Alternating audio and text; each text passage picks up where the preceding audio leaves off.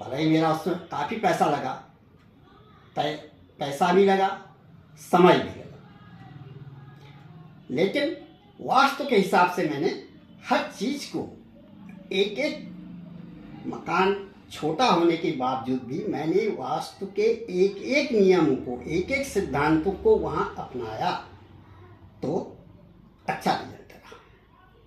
इसलिए मेरी आप लोगों को सलाह है कि फेस कोई माना नहीं रखता है, चाहे आपका पूरब फेस हो, चाहे पश्चिम फेस हो, चाहे उत्तर फेस हो, चाहे दक्षिण फेस हो, मकान का कोई भी फेस हो, आपकी चीज़ें वहाँ पर नियत स्थान पर होनी चाहिए। भाई आप जो है साउथ और वेस्ट नैऋत्य को जिसे कहते हैं, उसको घर में सबसे ज़्यादा भारी रखिए। आपका ईशान को, पूरब और उत्तर का कोना एकदम हल्का होना चाहिए, वहाँ पर स्टेयर्स ना हो, वहाँ पर आपका किचन ना हो, वहाँ पर कोई भारी चीज़ें बिल्कुल ना हो, कुछ भी ना हो, बड़ा बक्सा ना हो और मीटर ओग्रस ना हो, वहाँ पर कोई फ्यूल की ऐसी चीज़ें नहीं हो, अग्नि संबंधित चीज़ें, क्योंकि वह जो है आपका अग्नि का कोण नहीं है। वह जगह खाली से खाली रहना चाहिए। कोशिश कीजिए उस जगह पर मंदिर बनाने की, मंदिर बन जाता है तो सो एंड सो गुड, नहीं बनता है तो उस स्थान को खाली रख दीजिए। एक वहाँ पर आप शोपीस रख दीजिए कोई चीज़। और उत्तर दिशा में आप बच्चों के पढ़ने का कमरा, और वहाँ पर अगर उत्तर दिशा में संभव न हो तो पूरब दिशा में बच्चों के पढ़ने का कमरा बना डालिए। पश्चिम दिशा में बाथरूम स्वगृह बनाइए, वह आइडियल स्थान है।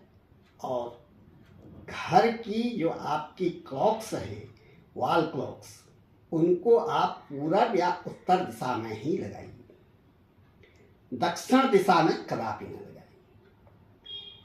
यदि आपका घर में डिजाइन ऐसा किया हो, आपने बना बनाया फ्लैट खरीद लिया हो, बहुत सी जगह होता है बना बनाया फ्लैट है, वहाँ पर आग्नेय कोण में आपके नल लगे हुए हैं, तो कोशिश कीजिए कि उन नलों का उपयोग कम से कम करें और वहाँ पर एक आग्नेय कोण में 0 वाट का एक बल्ब लगा लें जो कि 24 आवर्स जलता है।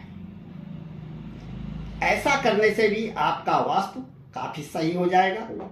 और घर का मुख्य दरवाज़ा 2 पल्ले का होना चाहिए, चौखट उसकी इमारती लकड़ी की होनी चाहिए, उसमें कोई शुभ चिन्ह, स्वास्थ्य है, गणेश जी का चिन्ह है, उसको अवश्य लगाएं। और कोई भी शुभ अवसर पर हो, आपके यहाँ संक्रांति हो, पूर्णिमा हो, होली हो, दीपावली हो, नवरात्रि आती है या एकादशी, घर में जो भी शुभ अवसर हो रहे उसमें मेन दरवाजे पर तोरण अवश्य लगाएं। और तोरण अशोक का पत्ता या आम के पत्ते को ही लगाएं, कलावा में लपेट करके, उसको मौली जिसे कहते हैं, उसमें लपेट डालिए।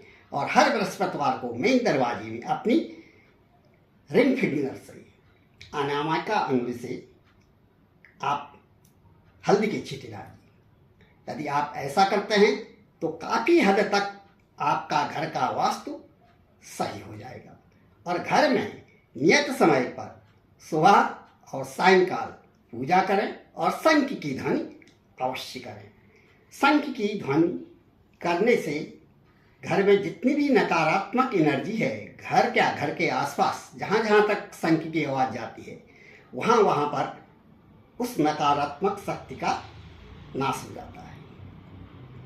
और जिस घर में दीपक, घी का दीपक, सरसों के तेल का दीपक या तिल्ली के तेल का दीपक रोज सुबह सायंकाल प्रज्वलित होता है, गुग्गल धूप या गीली धूप जो भी जलाई जाती है, शंख की ध्वनि होती है और भगवान का स्मरण भले ही आप 5 मिनट के लिए कीजिए, किया जाता है नियत रूप से, तो उस घर में दुख दारिद्र आ ही नहीं सकता है।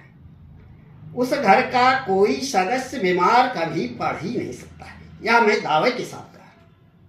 इतना कीजिए और हमेशा आप खुशहाल रहेंगे, आपका परिवार खुशहाल रहेगा। जय माँ वाराही।